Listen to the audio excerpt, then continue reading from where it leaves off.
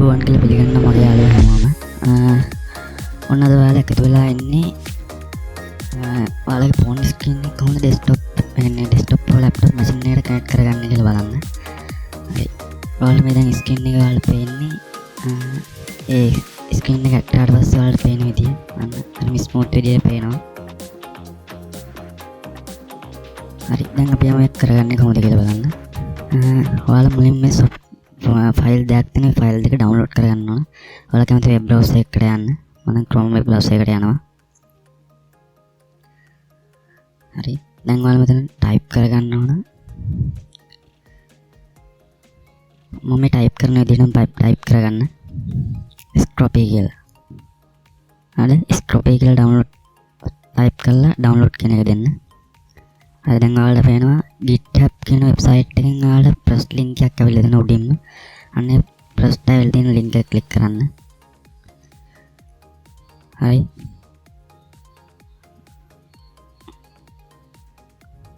හරි. දැන් ඔයාලට පේනවා ඔයාලගේ වෙබ්සයිට් එකේ තියෙනවා මේ ඔයාලගේ දීලා තියෙන උදාහරණ දීලා තියෙන්නේ කොහොමද වැඩ කරන්නේ කියලා. දැන් ඔයාලා ඔහොම යට යන්න. එතකොට තියෙනවා මේක සම්බන්ධයෙන් විස්තර දීලා තියෙන්නේ. ඔයාලට පේනවා FPS එකේ 30 127 අතර වගේ යන්නේ. ක්වොලිටි එක 1920 4K වගේ තියෙනවා.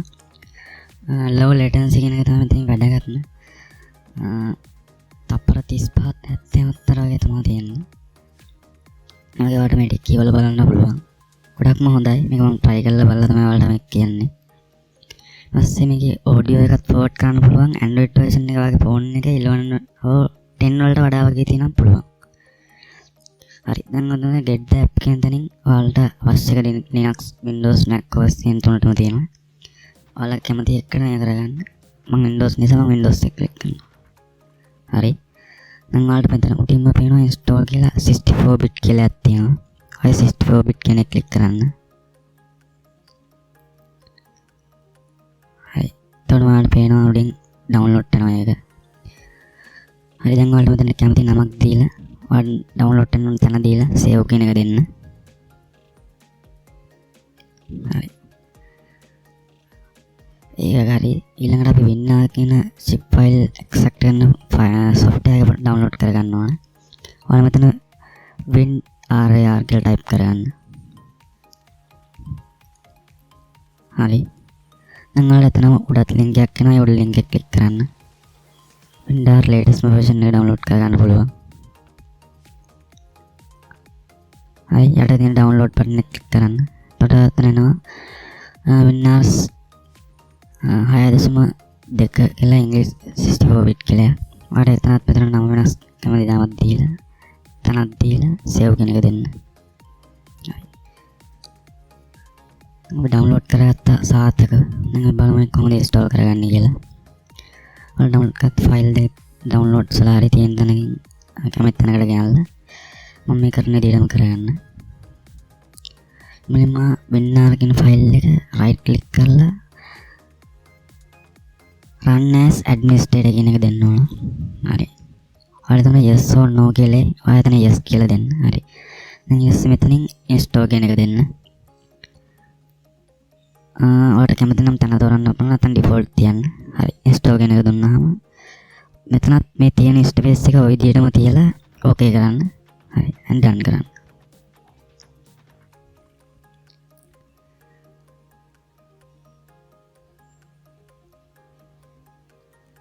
හරි. දැන් අපිට තියෙන ඊළඟට අනිත් software එක extract කරගන්න. මේක right click කරලා යටම තියෙන extract to copy win64 කියන එක දෙන්න. අර ෆයිල් එක ඇදලා මරනවා නැත්නම් අමතනම් ෆයිල් ගිහලා එක අපිලි ලක් කරනවා ඒකයි. ඔයාලා හොයාගන්න බැරි වගේ ඒ නිසා මම කරන විදිහටම කරන්න. හරි. දැන් ඔයාලට පේනවා පහතින් ෆයිල් එක වෙනම හැදිලා. හරි. දැන් අපි බලමු ෆෝන් එකෙන් මේක කරන් සෙටින් ටික හදාගන්න කොහොමද කියලා. මුලින්ම කියනවා ඔයාලා මේ ෆෝන් එක USB කේබල් එකක් කරා මැෂින් එකට කනෙක්ට් කරලා තියාගන්න. කනෙක්ට් කරගෙන තමයි මේ ටික කරන්න ඕන. හරි. ඔයාලා සෙටින් වලට ගිහලා පහතටම ගියාම about phone කියලා තියෙනවා. එතන තියෙනවා software information කියලා. ඒකෙත් ටිකක් යට යනකොට තියෙනවා build number කියලා මේක කීප සැරයක් නැත්නම් 7-8 සැරයක් වගේ ක්ලික් කරගෙනම ඉන්න ඕන. එතකොට developer option has been turned on කියලා වටනවා. හරි. දැන් ඔයාලා setting room වලට ඇවිල්ලා search bar එකට ගිහිල්ලා USB debugging කියලා search කරගන්න.